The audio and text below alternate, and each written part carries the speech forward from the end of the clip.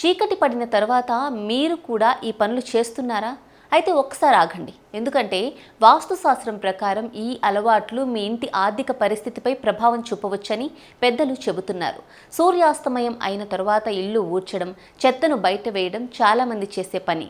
కానీ వాస్తు ప్రకారం ఇది లక్ష్మీదేవి కటాక్షం తగ్గడానికి, అనవసర ఖర్చులు పెరగడానికి కారణమవుతుందని నమ్మకం. అలాగే రాత్రి సమయంలో గోర్లు కత్తిరించడం కూడా అశుభంగా భావిస్తారు. దీనివల్ల ఇంట్లో కలహాలు, మనశ్శాంతి లోపం ఏర్పడుతుందని పెద్దలు చెబుతుంటారు.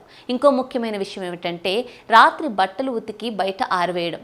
వాస్తు విశ్వాసాల ప్రకారం ఇలా చేయడం వల్ల ప్రతికూల శక్తుల ప్రభావం పెరిగి ఒత్తిడి మరియు అనారోగ్య సమస్యలు వచ్చే అవకాశం ఉందని అంటారు. అంతేకాదు సాయంత్రం తర్వాత పాలు లేదా పెరుగు దానం చేయడం కూడా శుభప్రదంగా పరిగణించరు. ఇది ఆర్థిక ఇబ్బందులు, అప్పుల బాధలు పెరగడానికి కారణమవుతుందని విశ్వాసం. ఇవి శాస్త్రీయంగా నిరూపితమైన విషయాలు కాకపోయినా మన సంప్రదాయాలు, వాస్తు నమ్మకాల ప్రకారం తరతరాలుగా పాటిస్తున్న నియమాలు. అందుకే పెద్దలు చెప్పిన ఈ జాగ్రత్తలను ఒకసారి గుర్తుంచుకోండి.